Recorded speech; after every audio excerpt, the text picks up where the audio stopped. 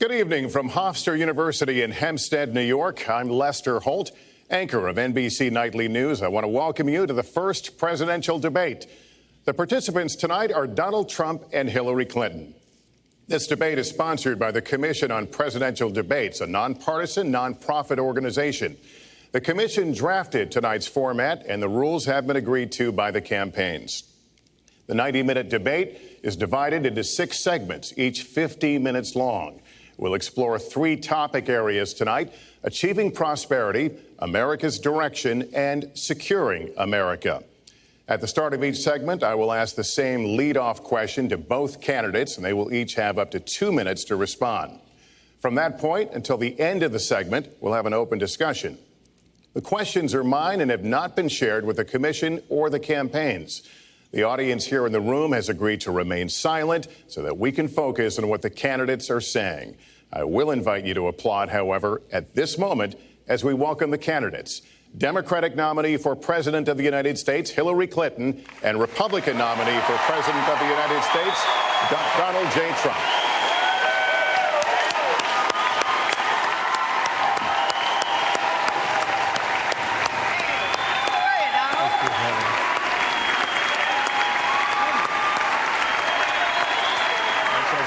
Good luck to you. Mr. Trump, good luck to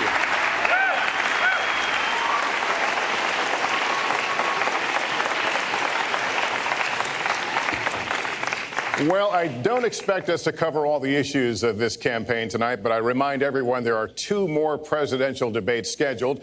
We are going to focus on many of the issues that voters tell us are most important, and we're going to press for specifics. I am honored to have this role, but this evening belongs to the candidates and just as important to the American people. Candidates, we look forward to hearing you articulate your policies and your positions, as well as your visions and your values. So, let's begin. We're calling this opening segment Achieving Prosperity, and central to that is jobs. There are 2 economic realities in America today. There's been a record 6 straight years of job growth, and new census numbers show incomes have increased at a record rate after years of stagnation. However, income inequality remains significant, and nearly half of Americans are living paycheck to paycheck. Beginning with you, Secretary Clinton, why are you a better choice than your opponent to create the kinds of jobs that will put more money into the pockets of American workers? Well, thank you, Lester, and thanks to Hofstra for hosting us. The central question in this election is really what kind of country we want to be and what kind of future we'll build together. Today is my granddaughter's 2nd birthday, so I think about this a lot. First, we have to build an economy that works for everyone, not just those at the top. That means we need new jobs, good jobs, with rising incomes. I want us to invest in you. I want us to invest in your future. That means jobs in infrastructure, in advanced manufacturing, in innovation and technology, clean renewable energy, and small business, because most of the new jobs will come from small business. We also have to make the economy fairer. That starts with raising the national minimum wage and also guarantee, finally, equal pay for women's work.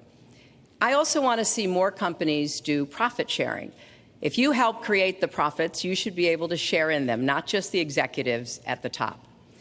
And I want us to do more to support people who are struggling to balance family and work. I've heard from so many of you about the difficult choices you face and the stresses that you're under. So let's have paid family leave, earned sick days. Let's be sure we have affordable child care and debt-free college. How are we going to do it? We're going to do it by having the wealthy pay their fair share and close the corporate loopholes. Finally, we tonight are on the stage together, Donald Trump and I. Donald, it's good to be with you.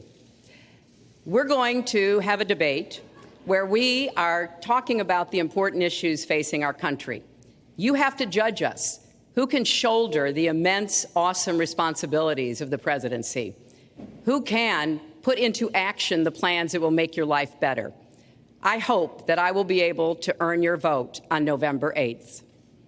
Secretary Clinton, thank you. Mr. Trump, the same question to you. It's about putting money, more money, into the pockets of American workers. You have up to 2 minutes. Thank you, Lester. Our jobs are fleeing the country. They're going to Mexico. They're going to many other countries. You look at what China is doing to our country in terms of making our product. They're devaluing their currency, and there's nobody in our government to fight them. And we have a very good fight, and we have a winning fight, because they're using our country as a piggy bank to rebuild China, and many other countries are doing the same thing. So we're losing our good jobs, so many of them. When you look at what's happening in Mexico, a friend of mine who builds plants said it's the eighth wonder of the world. They're building some of the biggest plants anywhere in the world, some of the most sophisticated, some of the best plants. With the United States, as he said, not so much. So Ford is leaving. You see that, their small car division leaving. Thousands of jobs, leaving Michigan, leaving Ohio. They're all leaving, and we can't allow it to happen anymore. As far as child care is concerned and so many other things, I think Hillary and I agree on that. We probably disagree a little bit as to numbers and amounts and what we're going to do, but perhaps we'll be talking about that later. But we have to stop our jobs from being stolen from us. We have to stop our companies from leaving the United States, and with it, firing all of their people. All you have to do is take a look at Carrier Air Conditioning in Indianapolis. They fired 1,400 people. They're going to Mexico. So many, hundreds and hundreds of companies are doing this. We cannot let it happen. Under my plan, I'll be reducing taxes tremendously, from 35% to 15% for companies, small and big businesses. That's going to be a job creator like we haven't seen since Ronald Reagan.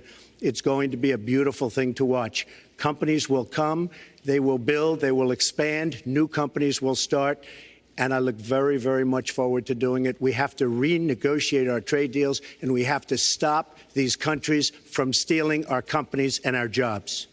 Secretary Clinton, would you like to respond? Well, I think that trade is an important issue. Of course, we are 5% of the world's population. We have to trade with the other 95%. And we need to have smart, fair trade deals. We also, though, need to have a tax system that rewards work and not just financial transactions. And the kind of plan that Donald has put forth would be trickle-down economics all over again. In fact, it would be the most extreme version, the biggest tax cuts for the top percent of the people in this country than we've ever had. I call it trumped-up trickle-down, because that's exactly what it would be. That is not how we grow the economy. We just have a different view about what's best for growing the economy, how we make investments that will actually produce jobs and rising incomes. I think we come at it from somewhat different perspectives. I understand that.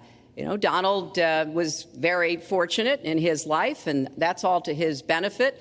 He started his business with $14 million borrowed from his father, and he really believes that the more you help wealthy people, the better off we'll be, and that everything will work out from there. I don't buy that. I have a different experience. My father was a small businessman. He worked really hard. He printed drapery fabrics on long tables where he pulled out those fabrics and he went down with a silk screen and dumped the paint in and took the squeegee and kept going. And so what I believe is the more we can do for the middle class, the more we can invest in you, your education, your skills, your future, the better we will be off and the better we'll grow. That's the kind of economy I want us to see again. Let me follow up with Mr. Trump, if I can. You've talked about creating 25 million jobs, and you've promised to bring back millions of jobs for Americans. How are you going to bring back the industries that have left this country for cheaper labor overseas? How specifically are you going to tell American manufacturers that you have to come back? Well, for one thing, and before we start on that, my father gave me a very small loan in 1975, and I built it into a company that's worth many, many billions of dollars with some of the greatest assets in the world. And I say that only because that's the kind of thinking that our country needs. Our country's in deep trouble. We don't know what we're doing when it comes to devaluations, and all of these countries all over the world, especially China, they're the best ever at it. What they're doing to us is a very, very sad thing. So we have to do that. We have to renegotiate our trade deals. And Lester, they're taking our jobs, they're giving incentives, they're doing things that, frankly, we don't do. Let me give you the example of Mexico. They have a VAT tax. We're in a different system. When we sell into Mexico, there's a tax. When they sell in automatic, 16% approximately. When they sell into us, there's no tax. It's a defective agreement. It's been defective for a long time, many years, but the politicians haven't done anything about it. Now, in all fairness to Secretary Clinton, yes, is that okay? Good. I want you to be very happy. It's very important to me. But in all fairness to Secretary Clinton, when she started talking about this, it was really very recently. She's been doing this for 30 years. And why hasn't she made the agreements better? The NAFTA agreement is defective just because of the tax and many other reasons, but just because of the fact. Let me interrupt just a moment. Secretary Clinton and others, politicians, should have been doing this for years, not right now because of the fact that we've created a movement. They should have been doing this for years. What's happened to our jobs and our country and our economy generally is, look, we owe $20 trillion. We cannot do it any longer, Lester. Back to the question, though, how do you specifically bring back jobs? American manufacturers, how do you make them bring the jobs back? Well, the first thing you do is don't let the jobs leave. The companies are leaving. I could name, there are thousands of them. They're leaving, and they're leaving in bigger numbers than ever. And what you do is you say, fine, you want to go to Mexico or some other country, good luck. We wish you a lot of luck.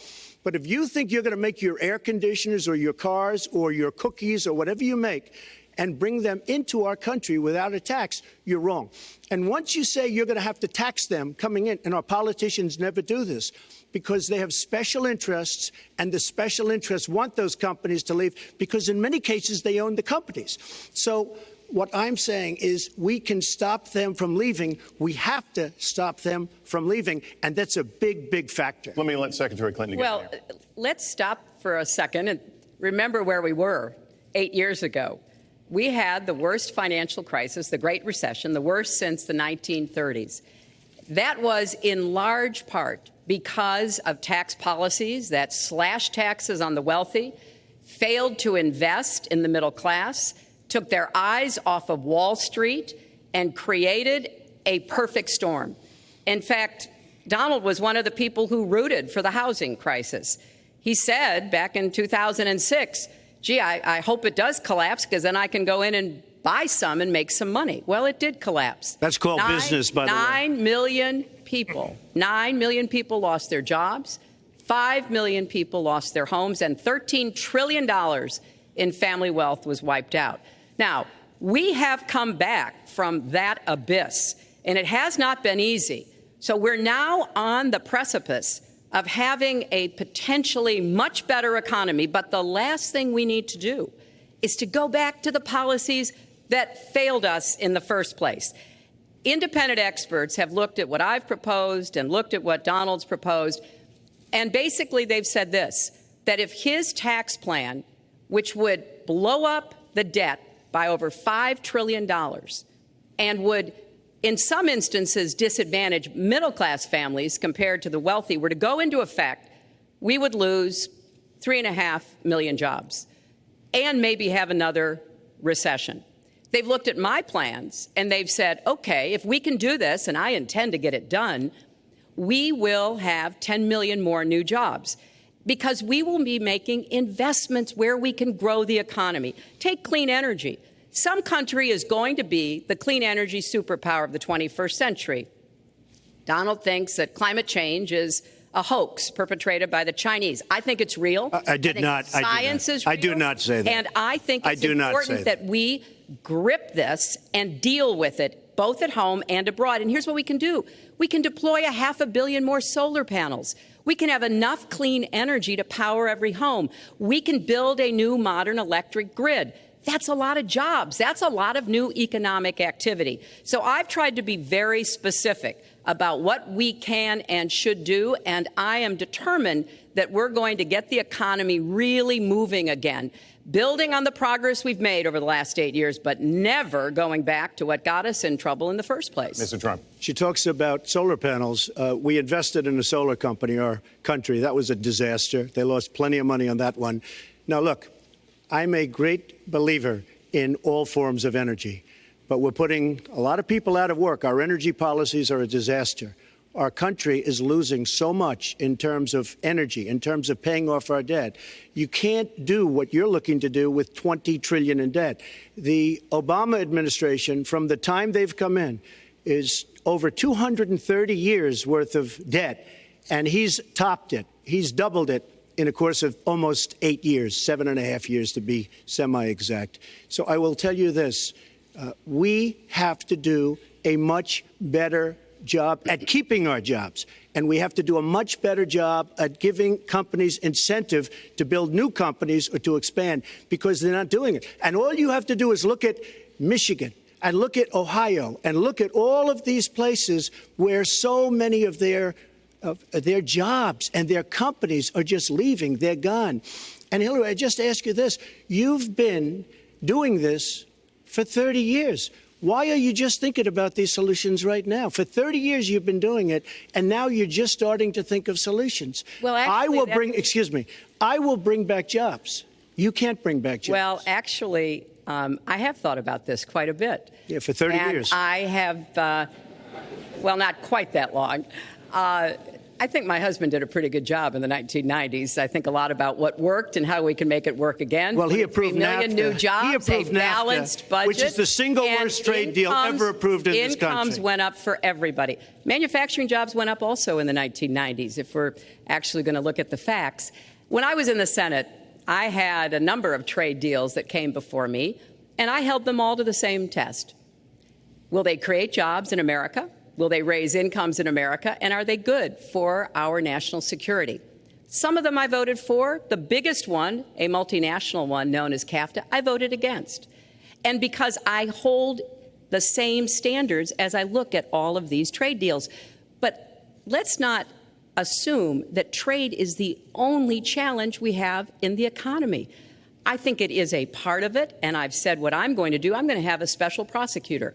We're going to enforce the trade deals we have, and we're going to hold people accountable. When I was Secretary of State, we actually increased American exports globally 30%.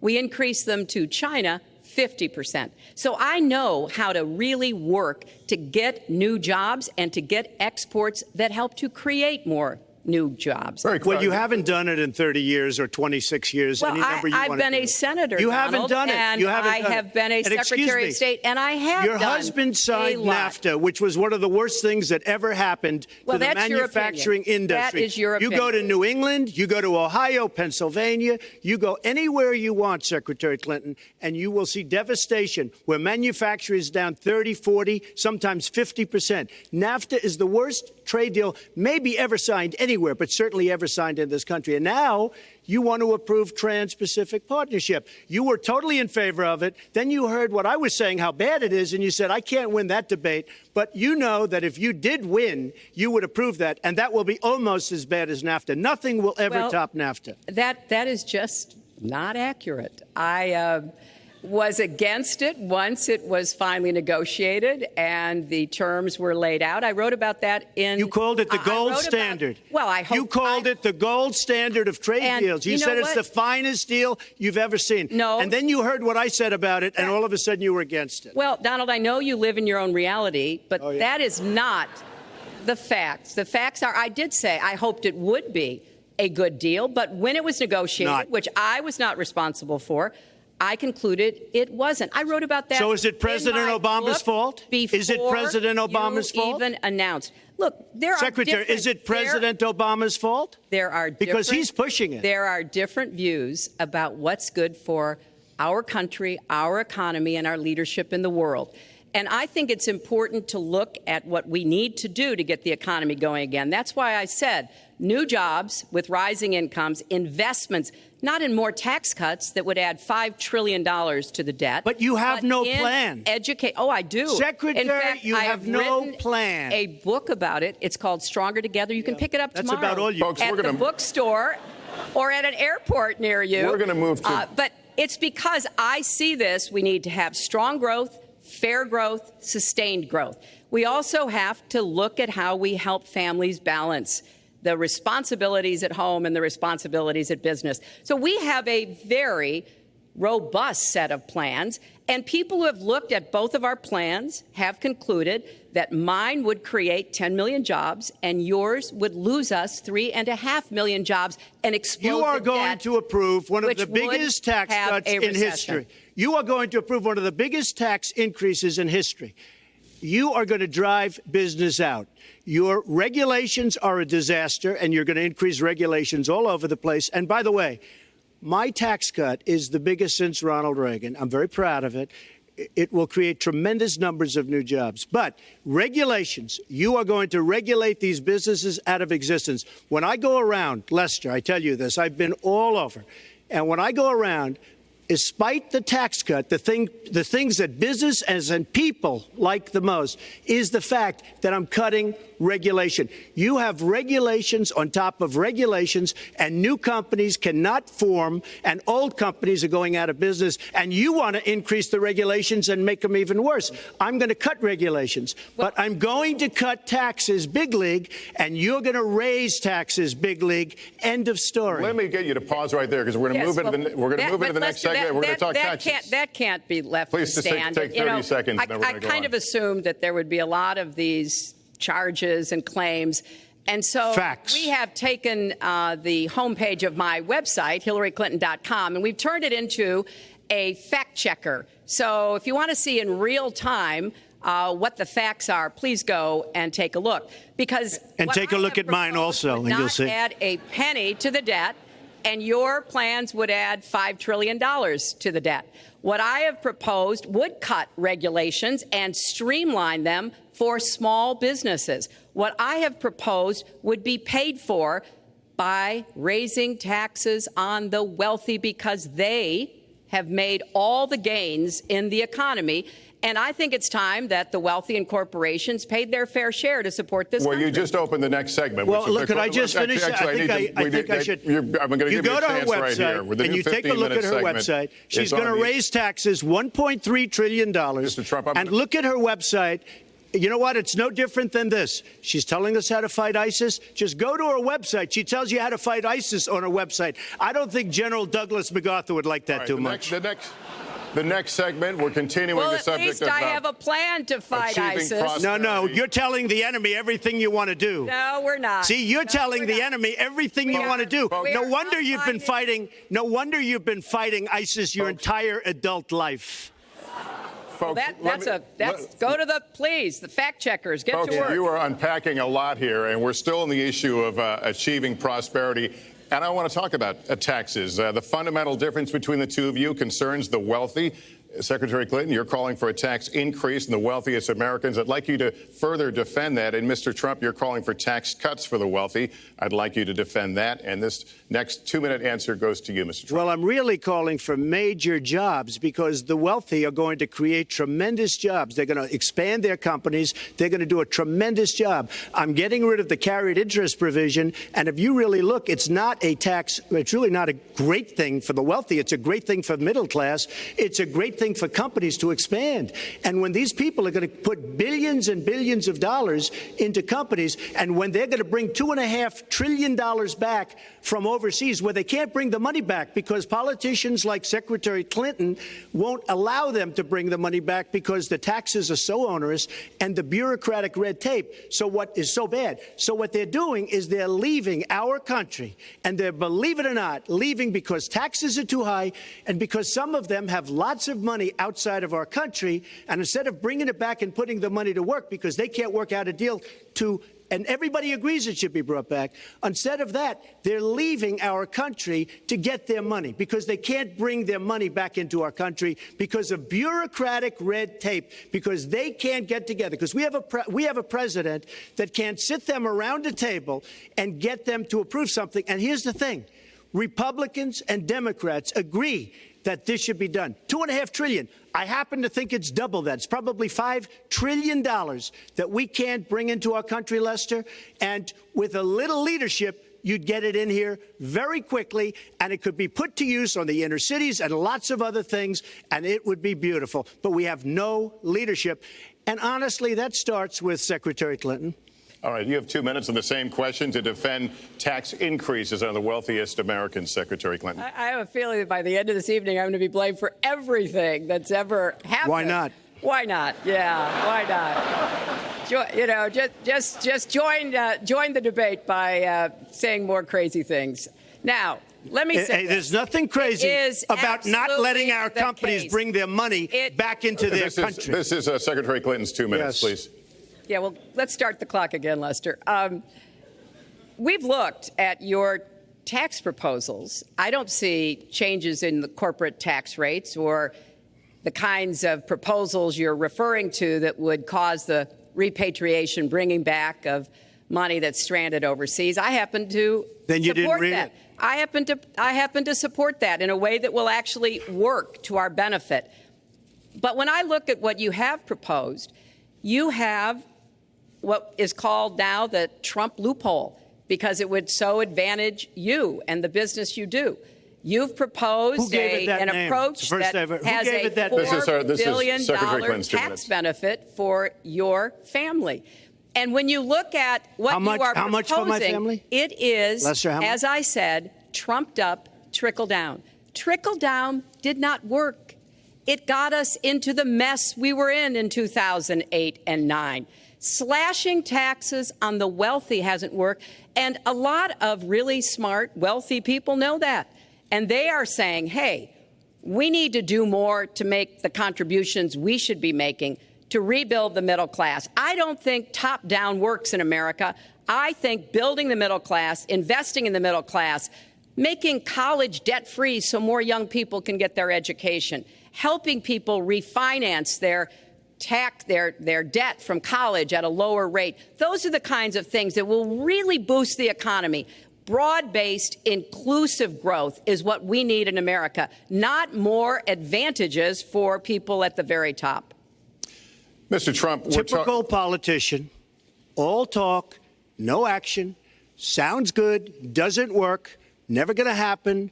Our country is suffering because people like Secretary Clinton have made such bad decisions in terms of our jobs and in terms of what's going on. Now, look, we have the worst revival of an economy since the Great Depression. And believe me, we're in a bubble right now. And the only thing that looks good is the stock market. But if you raise interest rates even a little bit, that's going to come crashing down. We are in a big, fat, ugly bubble. And we better be awfully careful. And we have a Fed that's doing political things. This Janet Yellen of the Fed is doing political by keeping the interest rates at this level. And believe me, the day Obama goes off and he leaves and he goes out to the golf course for the rest of his life to play golf, when they raise interest rates, you're going to see some very bad things happen because the Fed is not doing their job. The Fed is being more political than Secretary Clinton. Mr. Trump, we're talking about the burden that Americans have to pay, yet you have not released your tax returns. And the reason nominees have released their returns for decades is so that voters will know if their potential president owes money to, who he owes it to, and any business conflicts. Don't Americans have a right to know if there are any conflicts of interest? I don't mind releasing. I'm under a routine audit, and it'll be released. And as soon as the audit's finished, it'll be released. But you will learn more about Donald Trump by going down to the federal elections, where I filed a 104-page, essentially financial statement of sorts, the forms that they have. It shows income. In fact, the income, I just looked today, the income is filed at $694 million for this past year. $694 million. If you would have told me I was going to make that 15 or 20 years ago, I would have been very surprised. But that's the kind of thinking that our country needs. When we have a country that's doing so badly, that's being ripped off by every single country in the world, it's the kind of thinking that our country needs because everybody, Lester, we have a trade deficit with all of the countries that we do business with of almost $800 billion a year. You know what that is? That means who's negotiating these trade deals?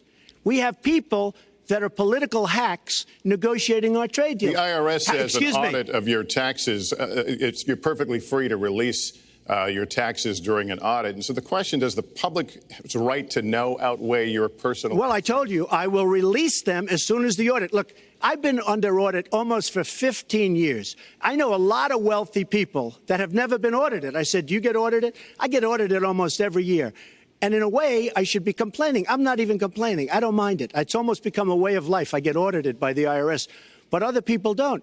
I will say this. We have a situation in this country that has to be taken care of. I will release my tax returns against my lawyer's wishes when she releases her 33,000 emails that have been deleted. As soon as she releases them, I will release my tax returns. And that's against my lawyers. They say, don't do it. I will tell you this. No, in fact, watching shows, reading the papers, almost every lawyer says, you don't release your returns until the audit's complete. When the audit's complete, I'll do it. But I would go against them if she releases her email. So it's negotiable? It's not negotiable. No, let her release the email. Why did she delete 33,000? Well, I'll let her ask that, but let me just admonish the audience one more time. There was an agreement. We did ask you to be silent, so it would be helpful for us. Secretary Clinton. Well, I think you've just seen another example of bait and switch here. For 40 years, everyone running for president has released their tax returns. You can go and see nearly, I think, 39, 40 years of our tax returns, but everyone has done it. We know the IRS has made clear there is no prohibition on releasing it when you're under audit. So you've got to ask yourself, why won't he release his tax returns? And I think there may be a couple of reasons. First, maybe he's not as rich as he says he is. Second, maybe he's not as charitable as he claims to be. Third, we don't know all of his business dealings, but we have been told through investigative reporting that he owes about $650 million to Wall Street and foreign banks. Or maybe he doesn't want the American people, all of you watching tonight, to know that he's paid nothing in federal taxes, because the only years that anybody's ever seen were a couple of years when he had to turn them over to state authorities when he was trying to get a casino license, and they showed he didn't pay any federal income tax. So if he's paid zero, that means zero for troops, zero for vets, zero for schools or health. And I think probably he's not all that enthusiastic about having the rest of our country see what the real reasons are, because it must be something really important, even terrible, that he's trying to hide. And the financial disclosure statement, they don't give you the tax rate. They don't give you all the details that tax returns would. And it just seems to me that this is something that the American people deserve to see. And I have no reason to believe that he's ever going to release his tax returns, because there's something he's hiding. And we'll guess. We'll keep guessing at what it might be that he's hiding. But I think the question is, were he ever to get near the White House, what would be those conflicts? Who does he owe money to? Well, he owes you the answers to that, and he should provide them. He also raised the issue of your emails. Do you want to respond to that? I do. You know, I made a mistake using a private email. That's for sure. And if I had to do it over again, I would obviously do it differently. But I'm not going to make any excuses. It was a mistake, and I take responsibility for that. Mr. Trump? That was more than a mistake. That was done purposely. Okay, that was not a mistake. That was done purposely. When you have your staff taking the Fifth Amendment, taking the Fifth, so they're not prosecuted. When you have the man that set up the illegal server taking the Fifth, I think it's disgraceful.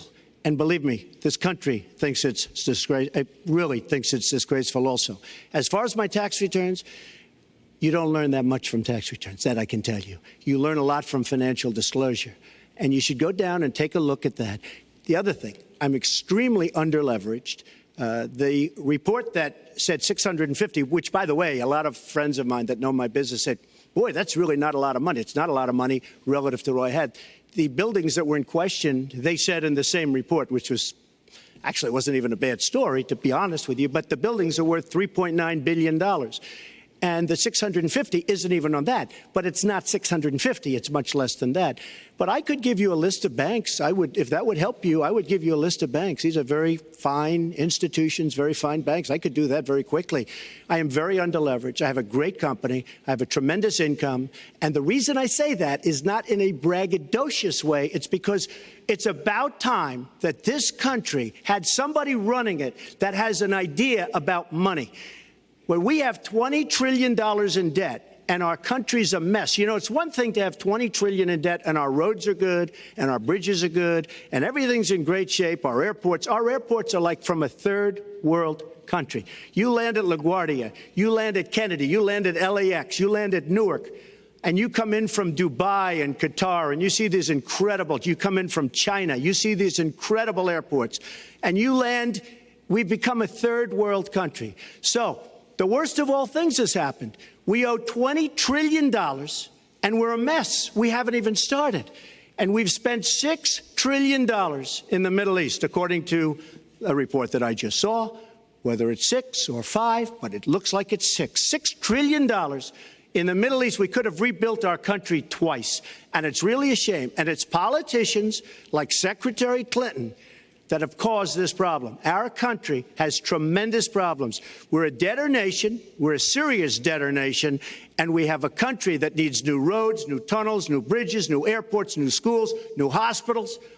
And we don't have the money because it's been squandered on so many of your ideas. Let you and respond, maybe and we'll move to our because next. you haven't paid any federal income tax for a lot of years. And the other thing I think is important. It would be squandered too, believe me. If your main claim to be president of the United States is your business, then I think we should talk about that. You know, your campaign manager said that you built a lot of businesses on the backs of little guys. And indeed, I have met a lot of the people who were stiffed by you and your businesses, Donald. I've met dishwashers, painters, architects, glass installers, marble installers, drapery installers, like my dad was, who you refused to pay when they finished the work that you asked them to do. We have an architect in the audience who designed one of your clubhouses at one of your golf courses. It's a beautiful facility. It immediately was put to use, and you wouldn't pay what the man needed to be paid, what he was charging you. Maybe he didn't do a good job, and I was unsatisfied with his work, which our country should do too. The thousands of people that you have stiffed over the course of your business not deserve some kind of apology from someone who has taken their labor, taken the goods that they produced, and then refused to pay them? I can only say that I'm certainly relieved that my late father never did business with you. He provided a good middle-class life for us, but the people he worked for, he expected the bargain to be kept on both sides. And when we talk about your business, you've taken business bankruptcy 6 times. There are a lot of great business people that have never taken bankruptcy once. You call yourself the king of debt. You talk about leverage. You even at one time suggested that you would try to negotiate down the national debt of the United States. Well, sometimes there's not a direct transfer of skills from business to government, but sometimes what happened in business would be really bad for government. Let's let Mr. And Trump we need to be very clear about that. Look, it's all words. It's all sound bites. I built an unbelievable company, some of the greatest assets anywhere in the world, real estate assets anywhere in the world, beyond the United States, in Europe, lots of different places. It's an unbelievable company. But on occasion, 4 times, we used certain laws that are there. And when Secretary Clinton talks about people that didn't get paid, first of all, they did get paid a lot, but taking advantage of the laws of the nation. Now, if you want to change the laws, you've been there a long time, change the laws. But I take advantage of the laws of the nation because I'm running a company. My obligation right now is to do well for myself, my family, my employees, for my companies. And that's what I do. But what she doesn't say is the tens of thousands of people that are unbelievably happy and that love me. I'll give you an example. We're just opening up on Pennsylvania Avenue, right next to the White House. So if I don't get there one way, I'm going to get to Pennsylvania Avenue another. But we're opening the old post office under budget, ahead of schedule, saved tremendous money. I'm a year ahead of schedule. And that's what this country should be doing. We build roads and they cost 2 and 3 and 4 times what they're supposed to cost. We buy products for our military and they come in at costs that are so far above what they were supposed to be because we don't have people that know what they're doing. When we look at the budget is bad to a large extent because we have people that have no idea as to what to do and how to buy. The Trump International is way under budget and way ahead of schedule, and we should be able to do that for our country. Well, we're well behind schedule, so I want to move to our next segment. We move into our next segment talking about America's direction, and let's start by talking about race. The share of Americans who say race relations are bad in this country is the highest it's been in decades, much of it amplified by shootings of African Americans by police, as we've seen recently in Charlotte and Tulsa. Race has been a big issue in this campaign, and one of you is going to have to bridge a very wide and bitter gap. So how do you heal the divide? Secretary Clinton, you get 2 minutes on this. Well, you're right. Race remains a significant challenge in our country. Unfortunately, race still determines too much, often determines where people live, determines what kind of education in their public schools they can get, and yes, it determines how they're treated in the criminal justice system. We've just seen those 2 tragic examples in both Tulsa and Charlotte. And we've got to do several things at the same time. We have to restore trust between communities and the police. We have to work to make sure that our police are using the best training, the best techniques, that they're well prepared to use force only when necessary.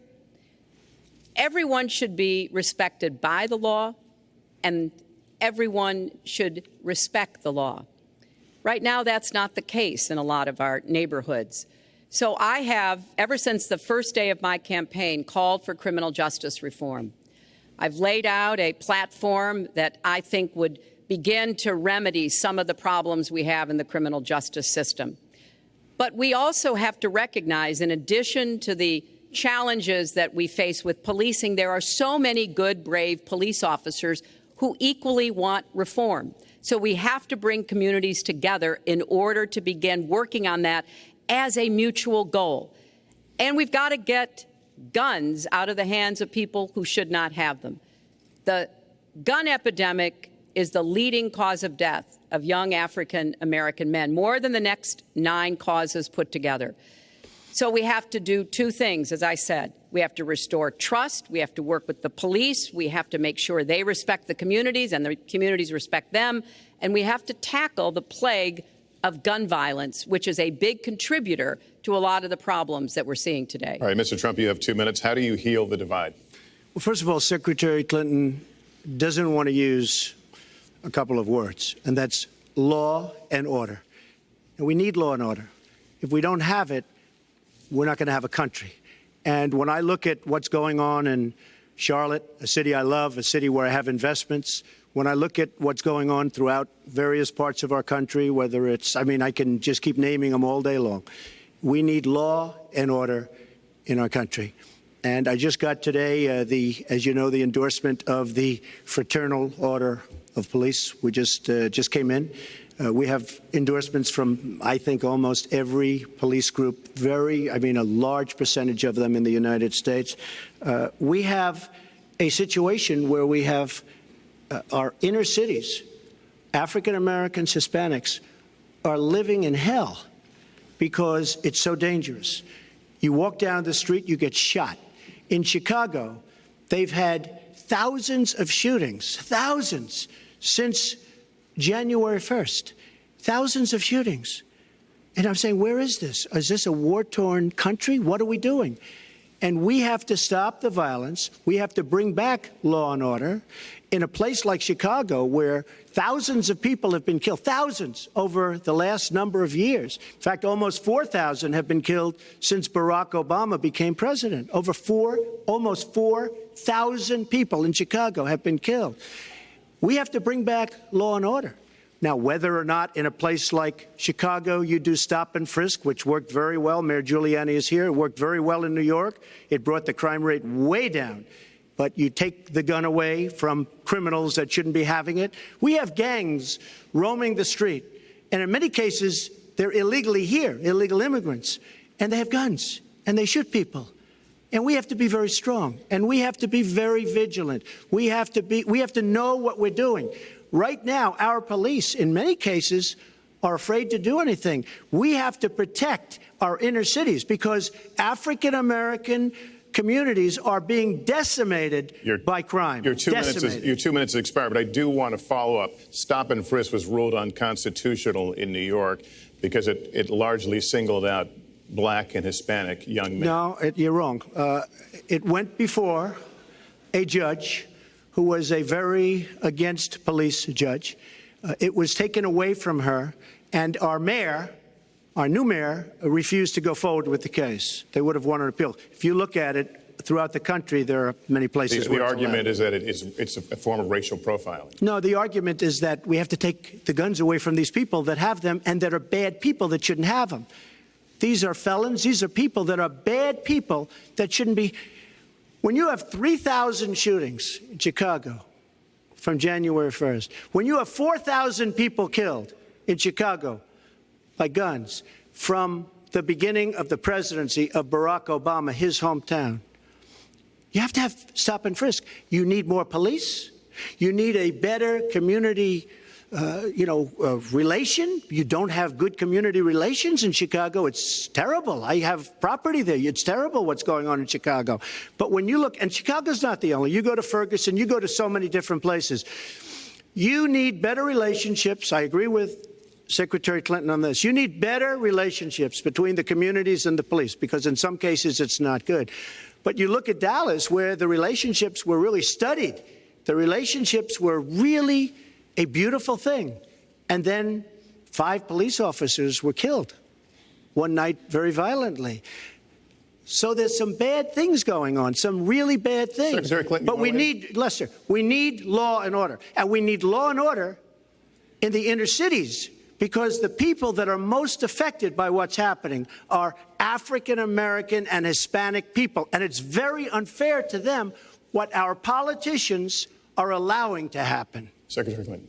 Well, I've heard Donald say this at his rallies, and it's really unfortunate that he paints such a dire, negative picture of Black communities in our country. You know, the vibrancy of the Black church, the Black businesses that employ so many people, the opportunities that so many families are working to provide for their kids.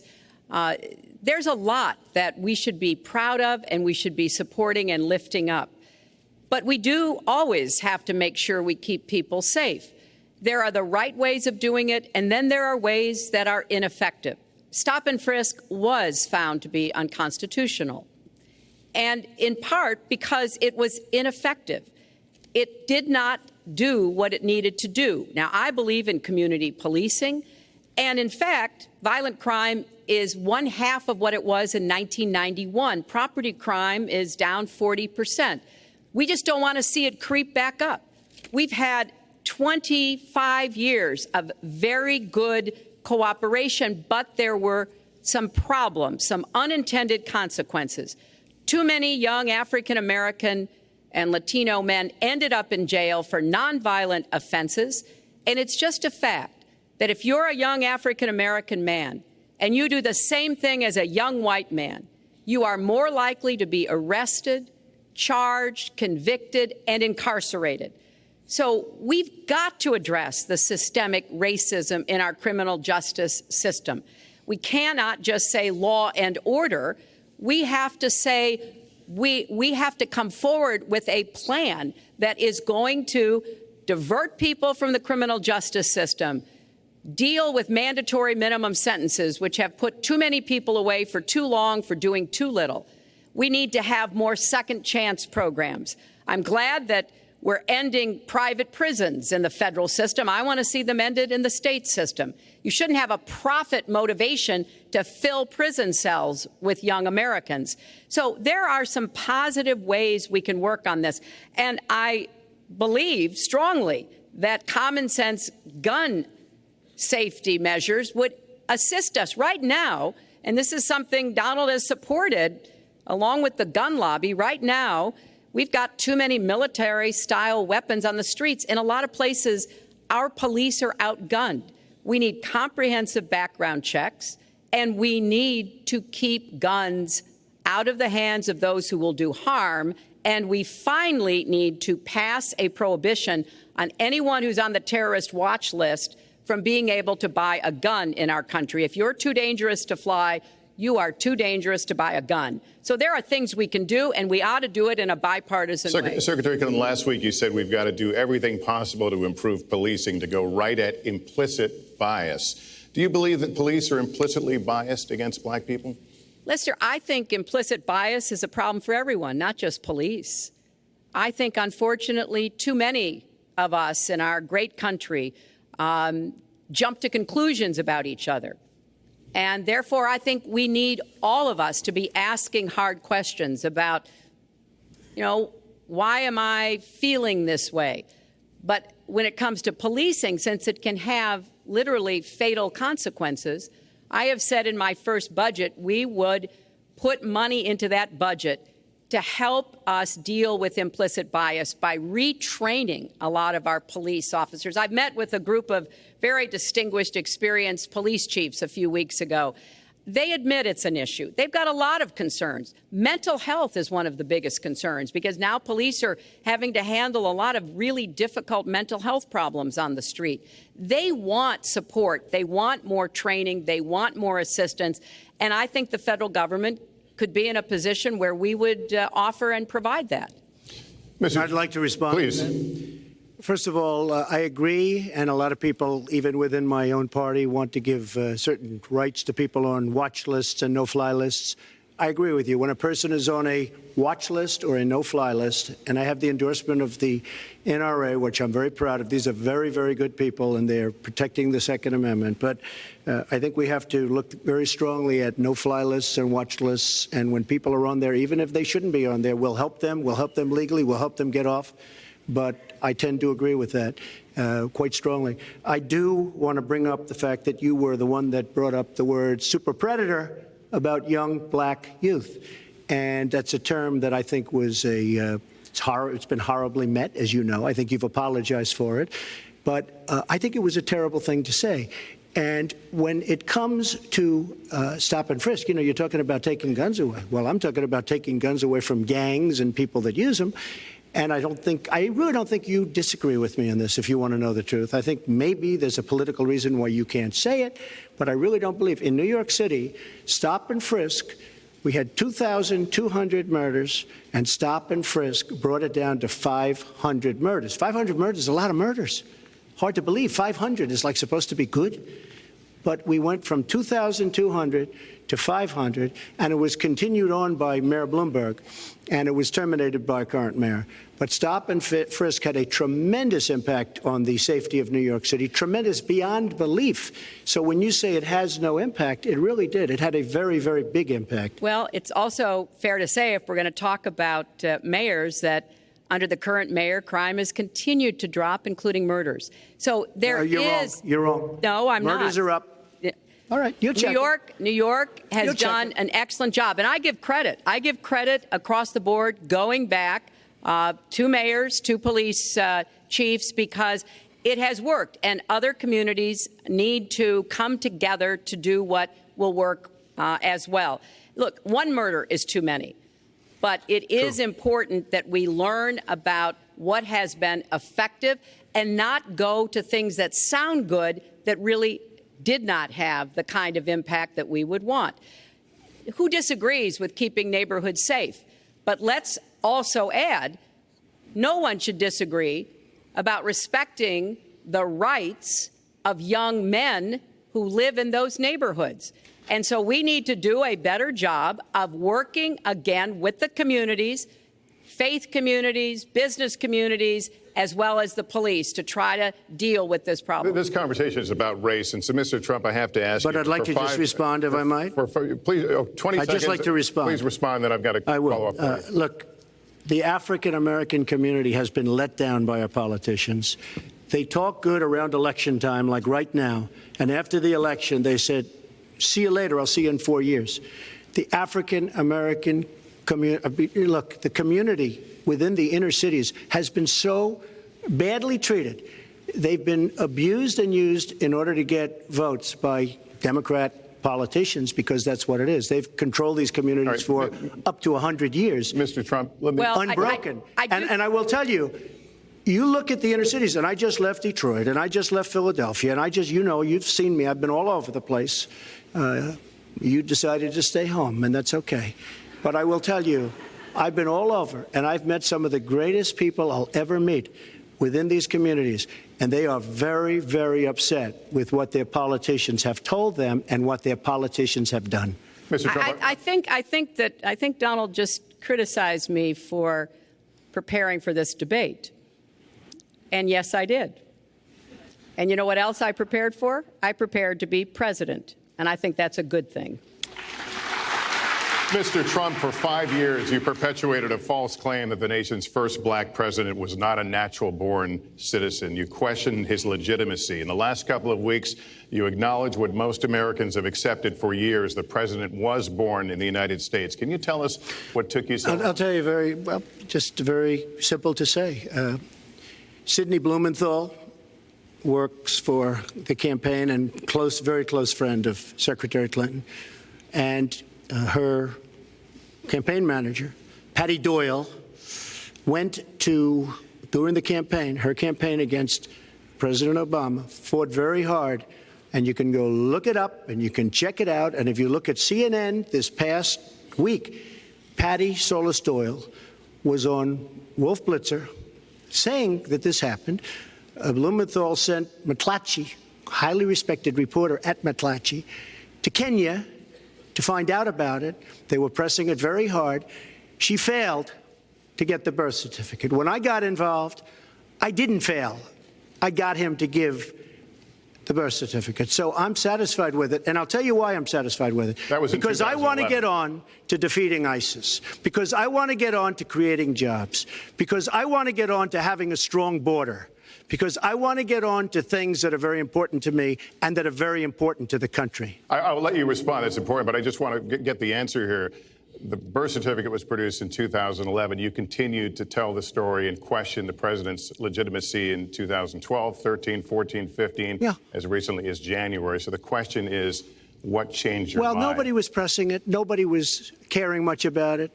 I figured you'd ask the question tonight, of course, but nobody was caring much about it. But I was the one that got him to produce the birth certificate, and I think I did a good job. Secretary Clinton also fought it. I mean, now everybody in mainstream is going to say, oh, that's not true. Look, it's true. Sidney Blumenthal sent a reporter. You just have to take a look at CNN last week, the interview with your former campaign manager, and she was involved. But just like she can't bring back jobs, she can't produce. I'm sorry, I'm just going to follow up, and I will let you respond to that, because there's a lot there. But we're talking about racial healing in this segment. What do you say to Americans? Well, it was I say nothing. I say nothing because I was able to get him to produce it. He should have produced it a long time before. I say nothing. But let me just tell you, when you talk about healing, I think that I've developed very, very good relationships over the last little while with the African-American community. I think you can see that. And I feel that they really wanted me to come to that conclusion, and I think I did a great job and a great service, not only for the country, but even for the president, in getting him to produce his birth certificate. Secretary Clinton. Well, just listen to what you heard. And clearly, as Donald just admitted, he knew he was going to stand on this debate stage and Lester Holt was going to be asking us questions. So he tried to put the whole racist birther lie to bed. But it can't be dismissed that easily. He has really started his political activity based on this racist lie that our first black president was not an American citizen. There was absolutely no evidence for it, but he persisted. He persisted year after year because some of his supporters, people that he was trying to bring into his fold, apparently believed it or wanted to believe it. But remember, Donald started his career back in 1973 being sued by the Justice Department for racial discrimination because he would not rent apartments in one of his developments to African Americans, and he made sure that the people who worked for him understood that was the policy. He actually was sued twice by the Justice Department. So he has a long record of engaging in racist behavior. And the birther lie was a very hurtful one. You know, Barack Obama is a man of great dignity, and I could tell how much it bothered him and annoyed him that this was being touted and used against him. But I like to remember what Michelle Obama said in her amazing speech at our Democratic National Convention. When they go low, we go high. And Barack Obama went high, despite Donald Trump's best efforts to bring him down. Mr. Trump, you can respond, then we're going to move on to the next segment. I would love to respond. First of all, I got to watch, in preparing for this, some of your debates against Barack Obama. You treated him with terrible disrespect. And I watched the way you talk now about how lovely everything is and how wonderful you are. It doesn't work that way. You were after him. You were trying to. You even sent out, or your campaign sent out, pictures of him in a certain garb, very famous pictures. I don't think you can deny that. But just last week, your campaign manager said it was true. So when you try to act holier than thou, it really doesn't work. It really doesn't. Now, as far as the lawsuit, yes, when I was very young, I went into my father's company, had a real estate company in Brooklyn and Queens, and we, along with many, many other companies throughout the country, it was a federal lawsuit, were sued. We settled the suit with no admission of guilt. It was very easy to do, but they sued many people. I notice you bring that up a lot, and you know, I also notice the very nasty commercials that you do on me in so many different ways, which I don't do on you.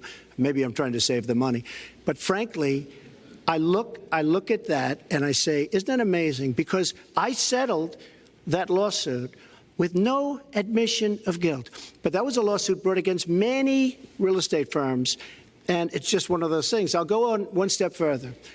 In Palm Beach, Florida, tough community, a brilliant community, a wealthy community, probably the wealthiest community there is in the world.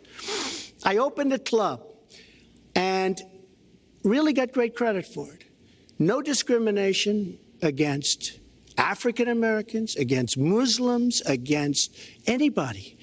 And it's a tremendously successful club, and I'm so glad I did it.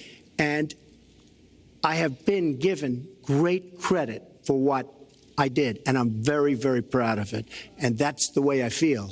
That is the true way I feel. Our next segment is called Securing America. We want to start with a 21st century war happening every day in this country. Our institutions are under cyber attack, and our secrets are being stolen. So my question is, who's behind it, and how do we fight it? Secretary Clinton, this answer goes to you.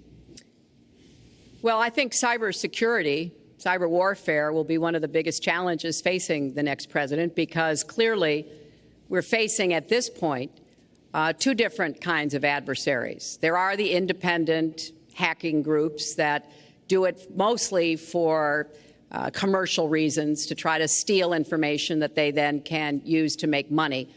But increasingly, we are seeing cyber attacks coming from states, organs of states. The most recent and troubling of these has been Russia.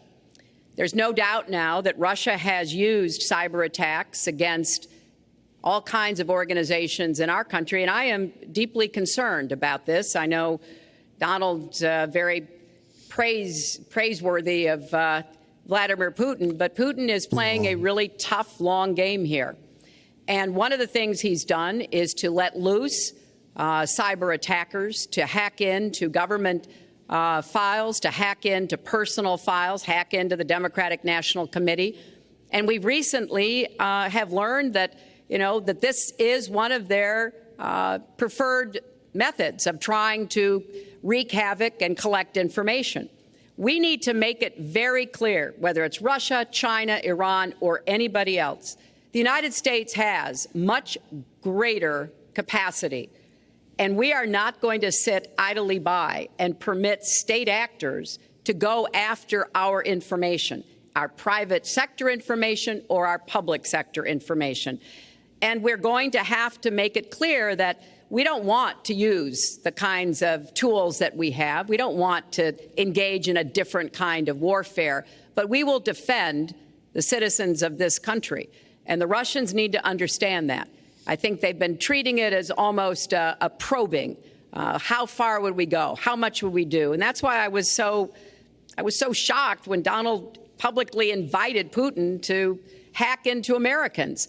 That is just unacceptable. It's one of the reasons why 50 national security officials who served in Republican administration have said that Donald is unfit to be the commander-in-chief. It's comments like that that really worry people who understand the threats that we face. Mr. Trump, you have 2 minutes in the same question. Who's behind it? And how do we find I do it? want to say that I was just endorsed, and more are coming next week. It'll be over 200 admirals, many of them are here, admirals and generals endorsed me to lead this country.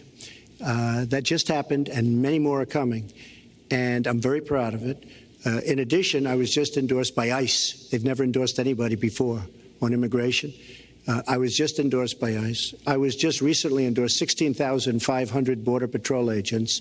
So when Secretary Clinton talks about this, I mean, I'll take the admirals and I'll take the generals any day over the political hacks that I see that have led our country so brilliantly over the last 10 years with their knowledge, okay? Because look at the mess that we're in. Look at the mess that we're in. As far as the cyber, I agree to parts of what Secretary Clinton said. We should be better than anybody else, and perhaps we're not. I don't think anybody knows it was Russia that broke into the DNC. She's saying Russia, Russia, Russia, but maybe it was. I mean, it could be Russia, but it could also be China. It could also be lots of other people. It also could be somebody sitting on their bed that weighs 400 pounds, okay? You don't know who broke in to DNC. But what did we learn with DNC? We learned that Bernie Sanders was taken advantage of by your people, by Debbie Wasserman Schultz. Look what happened to her. But Bernie Sanders was taken advantage of. That's what we learned. Now, whether that was Russia, whether that was China, whether it was another country, we don't know. Because the truth is, under President Obama, we've lost control of things that we used to have control over. We came in with the Internet. We came up with the Internet. And I think Secretary Clinton and myself would agree very much. When you look at what ISIS is doing with the Internet, they're beating us at our own game, ISIS. So we have to get very, very tough on cyber and cyber warfare. It is a huge problem. I have a son. He's 10 years old. He has computers. He is so good with these computers. It's unbelievable. The security aspect of cyber is very, very tough, and maybe it's hardly doable. But I will say we are not doing the job we should be doing. But that's true throughout our whole governmental society. We have so many things that we have to do better, Lester, and certainly cyber is one of them. Secretary Clinton. Well, I think there are a number of issues that we should be addressing. I have put forth a plan to defeat ISIS. It does involve going after them online. I think we need to do much more with our tech companies to prevent ISIS and their operatives from being able to use the Internet to radicalize, even direct people in our country and Europe and elsewhere. But we also have to intensify our air strikes against ISIS and eventually support our Arab and Kurdish partners to be able to actually take out ISIS in Raqqa and their claim of being a caliphate. We're making progress. Our military is assisting in Iraq, and we're hoping that within the year we'll be able to push ISIS out of Iraq and then, really squeeze them in Syria. But we have to be cognizant of the fact that they've had foreign fighters coming to volunteer for them, foreign money foreign weapons. So we have to make this the top priority. And I would also do everything possible to take out their leadership. I was involved in a number of efforts to take out al-Qaeda leadership when I was Secretary of State, including, of course, taking out bin Laden. And I think we need to go after Baghdadi as well, make that one of our organizing principles, because we've got to defeat ISIS and we've got to do everything we can to disrupt their propaganda efforts online. You mentioned ISIS, and we think of ISIS certainly as over there, but there are American citizens who have been inspired to commit acts of terror on American soil. The latest incident, of course, the bombings we just saw in New York and New Jersey, the knife attack at a mall in Minnesota, and the last year, deadly attacks in San Bernardino and Orlando. I'll ask this to both of you. Tell us specifically how you would prevent homegrown attacks by American citizens, Mr. Trump. Well, first I have to say one thing, very important. Secretary Clinton is talking about taking out ISIS. We will take out ISIS. Well, President Obama and Secretary Clinton created a vacuum the way they got out of Iraq, because they got out, they shouldn't have been in, but once they got in, the way they got out was a disaster, and ISIS was formed. So she talks about taking them out. She's been doing it a long time. She's been trying to take them out for a long time.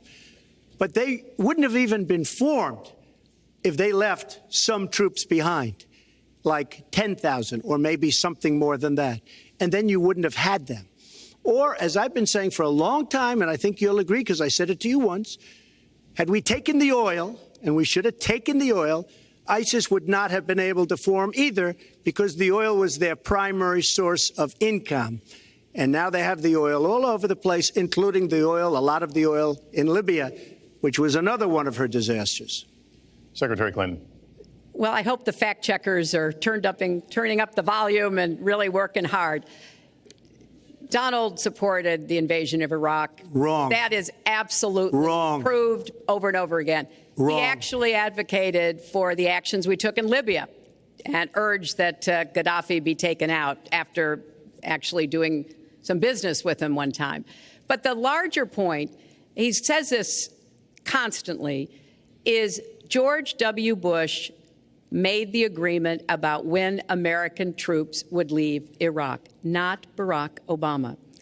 And the only way that American troops could have stayed in Iraq is to get an agreement from the then Iraqi government that would have protected our troops. And the Iraqi government would not give that. But let's talk about the question you asked, Lester. The question you asked is, what do we do here in the United States? That's the most important part of this. How do we prevent attacks? How do we protect our people? And I think we've got to have an intelligence surge where we are looking for every scrap of information.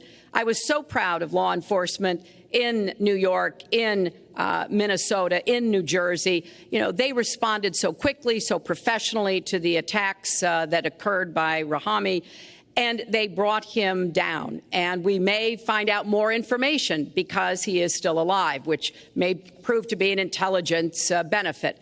So we've got to do everything we can to vacuum up intelligence from Europe, from the Middle East. That means we've got to work more closely with our allies. And that's something that Donald has been very dismissive of. We're working with NATO, the longest military alliance in the history of the world, to really turn our attention to terrorism. We're working with our friends in the Middle East, many of which, as you know, are Muslim-majority nations. Donald has consistently insulted Muslims abroad, Muslims at home, when we need to be cooperating with Muslim nations and with the American Muslim community. They're on the front lines. They can provide information to us that we might not get anywhere else. They need to have close working cooperation with law enforcement in these communities, not be alienated and pushed away, as some of Donald's rhetoric, unfortunately, has led to. Mr. Well, I'd have to respond. Please respond. The Secretary said very strongly about working with. We've been working with them for many years. And we have the greatest mess anyone's ever seen. You look at the Middle East, it's a total mess, under your direction to a large extent. But you look at the Middle East, you started the Iran deal. That's another beauty, where you have a country that was ready to fall. I mean, they were doing so badly. They were choking on the sanctions, and now they're going to be actually probably a major power at some point pretty soon, the way they're going. But when you look at NATO, I was asked on a major show, what do you think of NATO? And you have to understand, I'm a business person. I did really well, but I have common sense. And I said, well, I'll tell you, I haven't given lots of thought to NATO, but two things. Number one, the 28 countries of NATO, many of them aren't paying their fair share.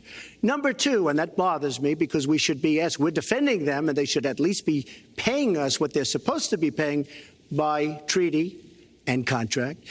And number two, I said, and very strongly, NATO could be obsolete because, and I was very strong on this, and it was actually covered very accurately in the New York Times, which is unusual for the New York Times, to be honest. But I said they do not focus on terror.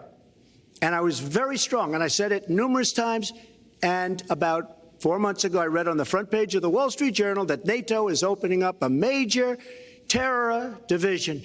And I think that's great. And I think we should get, because we pay approximately 73% of the cost of NATO. It's a lot of money to protect other people. But I'm all for NATO. But I said they have to focus on terror also. And they're going to do that. And that was, believe me, I'm sure I'm not going to get credit for it, but that was largely because of what I was saying and my criticism of NATO.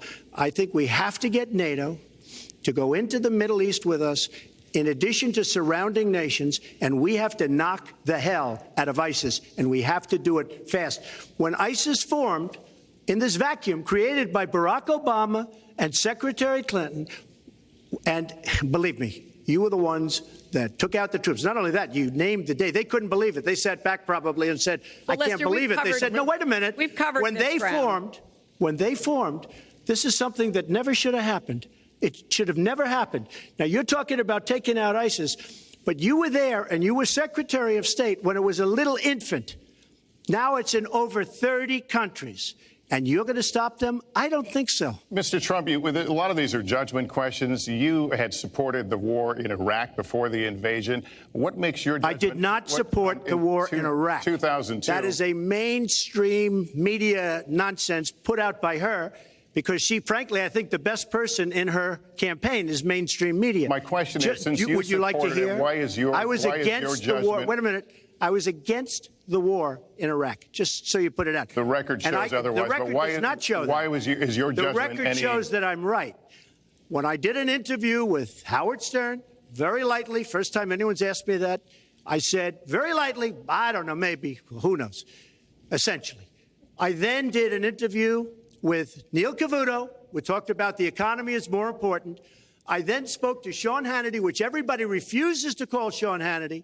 I had numerous conversations with Sean Hannity at Fox, and Sean Hannity said, and he called me the other day, and I spoke to him about it. He said, you were totally against the war, because he was for the war. Why is your judgment better than... And that was before the war started.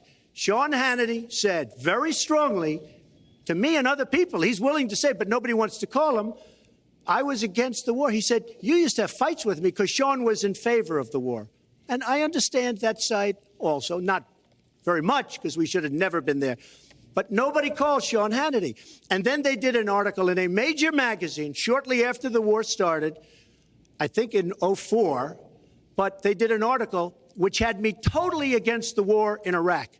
And one of your compatriots said, you know, whether it was before or right after, Trump was definitely, because if you read this article, there's no doubt.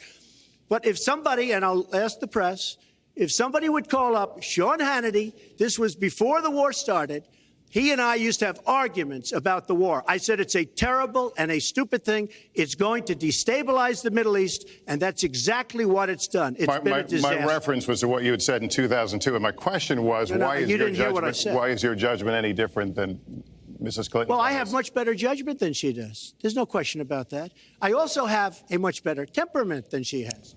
You know, I have a much better. She spent, let me tell you, she spent hundreds of millions of dollars on an advertising. You know, they get Madison Avenue into a room, they put names. Oh, temperament, let's go after. I think my strongest asset, maybe by far, is my temperament. I have a winning temperament. I know how to win. She does not know how to win. Clinton? Wait, the AFL-CIO the other day, behind the blue screen, I don't know who you were talking to, Secretary Clinton, but you were totally out of control. I said, there's a person with a temperament that's got a problem. Secretary Clinton. Woo, okay. Let's talk about two important issues that were briefly mentioned by Donald. First, NATO. You know, NATO as a military alliance has something called Article 5, and basically it says this: an attack on one is an attack on all. And do you know the only time it's ever been invoked? After 9/11, when the 28 nations of NATO said that they would go to Afghanistan with us to fight terrorism, something that they still are doing by our side. With respect to Iran, when I became Secretary of State, Iran was weeks away from having enough nuclear material to form a bomb. They had mastered the nuclear fuel cycle under the Bush administration. They had built covert facilities. They had stocked them with centrifuges that were whirling away. And we had sanctioned them. I voted for every sanction against Iran when I was in the Senate, but it wasn't enough. So I spent a year and a half putting together a coalition that included Russia and China to impose the toughest sanctions on Iran. And we did drive them to the negotiating table. And my successor, John Kerry, and President Obama got a deal that put a lid on Iran's nuclear program without firing a single shot. That's diplomacy. That's coalition building. That's working with other nations. The other day, I saw Donald saying that there were some Iranian sailors on a ship in the waters off of Iran, and they were taunting American sailors who were on a nearby ship. He said, you know, if they taunted our sailors, I'd blow them out of the water and start another war. That's not good judgment. That is not the right temperament to be commander-in-chief, to be taunted. And the worst part of what we've heard Donald say has been about nuclear weapons. He has said repeatedly that he didn't care if other nations got nuclear weapons, Japan, South Korea, even Saudi Arabia. It has been the policy of the United States, Democrats and Republicans, to do everything we could to reduce the proliferation of nuclear weapons. He even said, well, you know, if there were a nuclear war in the East Asia, well, you know, that's fine. You know, have a good time, folks. And in fact, his cavalier attitude about nuclear weapons is so deeply troubling. That is the #1 threat we face in the world, and it becomes particularly threatening if terrorists ever get their hands on any nuclear material. So a man who can be provoked by a tweet should not have his fingers anywhere near the nuclear codes, as far as I think anyone with any sense about this should be concerned. That line's getting a little bit old, I must say. Listen, it's a good one, though. I would like to, well describes the problem. It's not an accurate one at all. It's not an accurate one. So I just want to give a lot of things, and just to respond, I agree with her on one thing. The single greatest problem the world has is nuclear armament, nuclear weapons, not global warming like you think and your president thinks. Nuclear is the single greatest threat. Just to go down the list, we defend Japan, we defend Germany, we defend South Korea, we defend Saudi Arabia, we defend countries. They do not pay us what they should be paying us because we are providing tremendous service and we're losing a fortune. That's why we're losing. We lose on everything. I say, who makes these? We lose on everything. Well, I said that it's very possible that if they don't pay a fair share, because this isn't 40 years ago where we could do what we're doing. We can't defend Japan, a behemoth selling us cars by the million. We need to move on. Wait, but it's very important. All I said was they may have to defend themselves or they have to help us out. We're a country that owes $20 trillion. They have to help us out. As far as the nuclear is concerned, I agree. It is the single greatest threat that this country has. Which leads my next question as we enter our last segment here still on the subject of securing America. On nuclear weapons, President Obama reportedly considered changing the nation's longstanding policy on first use. Do you support the current policy? Mr. Trump, you have 2 minutes on that. Well, I have to say that, for what Secretary Clinton was saying about nuclear with Russia, she's very cavalier in the way she talks about various countries. But Russia has been expanding They have a much newer capability than we do. We have not been updating from the new standpoint. I looked the other night, I was seeing B-52s. They're old enough that your father, your grandfather could be flying them. We are not keeping up with other countries. I would like everybody to end it, just get rid of it.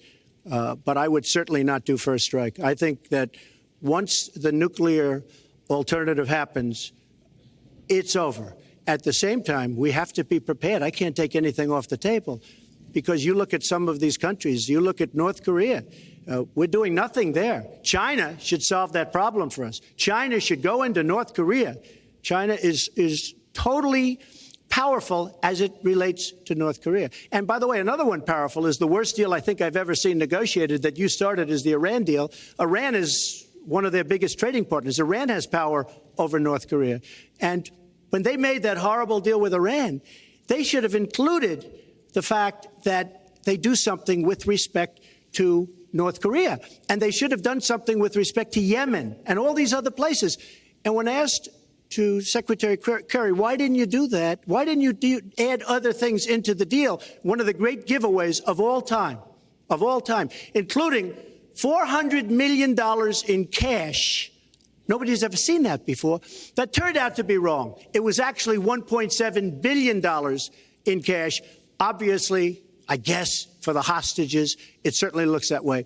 So you say to yourself, why didn't they make the right deal? This is one of the worst deals ever made by any country in history.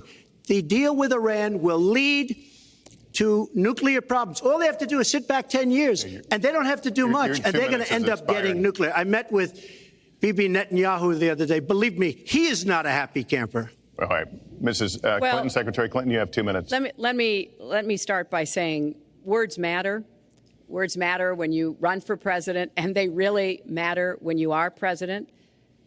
And I want to reassure our allies in Japan and South Korea and elsewhere that we have mutual defense treaties and we will honor them. It is essential that America's word be good. And so I know that this campaign has caused some questioning and some worries on the part of many leaders across the globe. I've talked with a number of them. But I want to, on behalf of myself and I think on behalf of a majority of the American people, say that, our word is good. It's also important that we look at the entire global situation. There's no doubt that we have other problems with Iran, but personally, I'd rather deal with the other problems having put that lid on their nuclear program than still to be facing that. And Donald never tells you what he would do. Would he have started a war? Would he have bombed Iran? If he's going to criticize a deal that has been very successful in giving us access to Iranian facilities that we never had before, then he should tell us what his alternative would be. But it's like his plan to defeat ISIS. He says it's a secret plan, but the only secret is that he has no plan.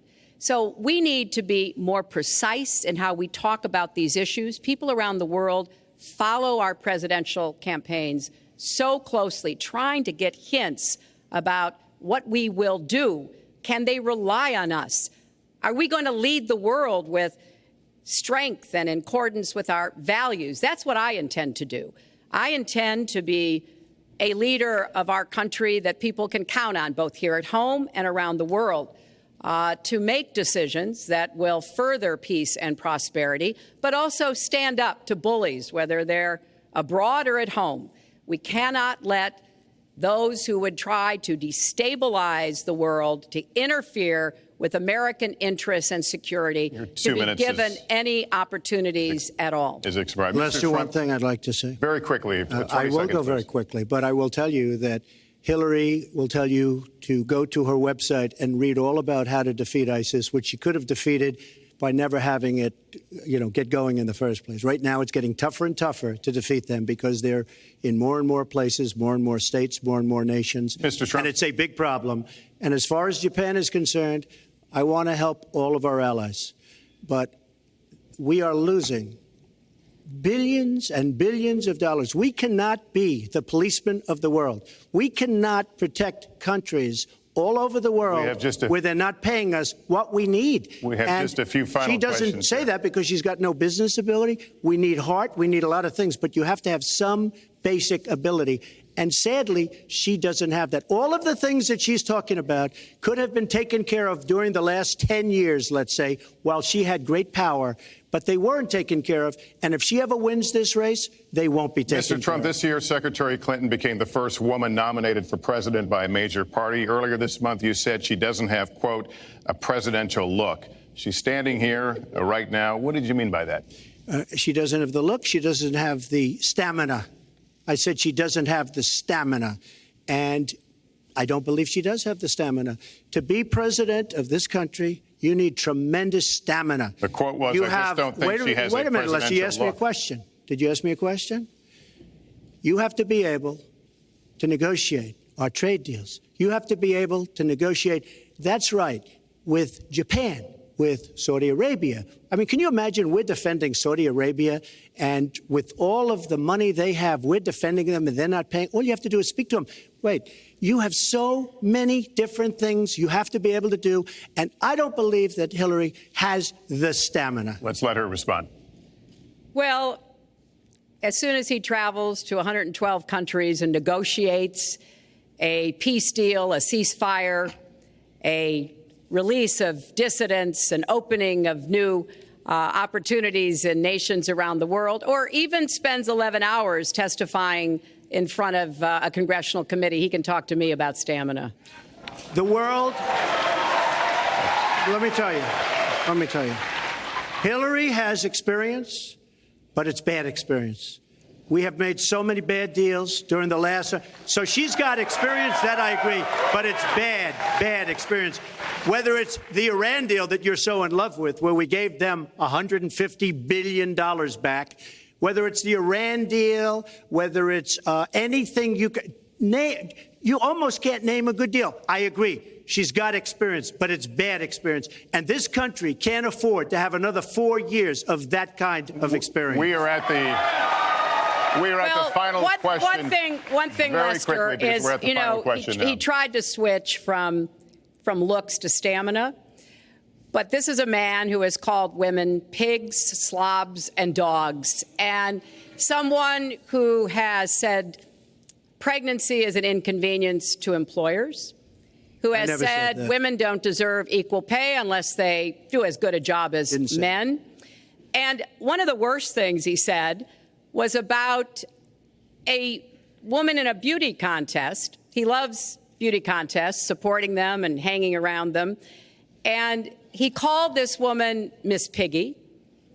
Then he called her Miss Housekeeping because she was Latina. Donald, she has a name. Where did you find her name is Alicia Machado. Where did you find and she has become a U.S. citizen, and you can bet she's going to vote this November. Okay, good. Let me just tell you. Mr. Trump, we'll take 10 seconds, and then we're going to have the final question. Hillary is hitting me with tremendous commercials. Some of it said in entertainment. Some of it said somebody who's been very vicious to me, Rosie O'Donnell. I said very tough things to her, and I think everybody would agree that she deserves it, and nobody feels sorry for her. But you want to know the truth?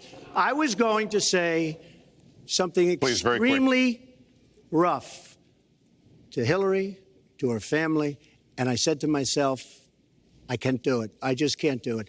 It's inappropriate. It's not nice. But she spent hundreds of millions of dollars on negative ads on me, many of which are absolutely untrue. They're untrue and they're misrepresentations. And I will tell you this, Lester, it's not nice, and I don't deserve that. But it's certainly not a nice thing that she's done. It's hundreds of millions of ads, and the only gratifying thing is I saw the polls come in today, and with all of that money, over $200 million is spent, and I'm either winning or tied, and I've spent practically nothing. One of you will not win this election. So my final question to you tonight, are you willing to accept the outcome as the will of the voters? Secretary Clinton? Well, I support our democracy. And sometimes you win, sometimes you lose. But I certainly will support the outcome of this election. And I know Donald's trying very hard to plant doubts about it, but I hope the people out there understand this election's really up to you. It's not about us so much as it is about you and your families and the kind of country and future you want. So I sure hope you will get out and vote as though your future depended on it, because I think it does. Mr. Trump, very quickly, the same question. Will you accept the outcome as the will of the voters? I want to make America great again. We are a nation that is seriously troubled. We're losing our jobs. People are pouring into our country. The other day, we were deporting 800 people, and perhaps they passed the wrong button, they pressed the wrong button, or perhaps, worse than that, it was corruption. But these people that we were going to deport for good reason ended up becoming citizens. And it was 800, and now it turns out it might be 1,800, and they don't even know. Will you accept Look, the outcome here's of the the story. election? I want to make America great again. I'm going to be able to do it. I don't believe Hillary will. The answer is, if she wins, I will absolutely support her. All right. Well, that is going to do it for us. That concludes our debate for this evening. A spirited one. We covered a lot of ground. Not everything, as I suspected we would. The next presidential debates are scheduled for October 9th at Washington University in St. Louis and October 19th at the University of Nevada, Las Vegas. The conversation will continue. A reminder, the vice presidential debate is scheduled for October 4th at Longwood University in Farmville, Virginia. My thanks to Hillary Clinton and to Donald Trump and to Hofstra University for hosting us tonight. Good night, everyone.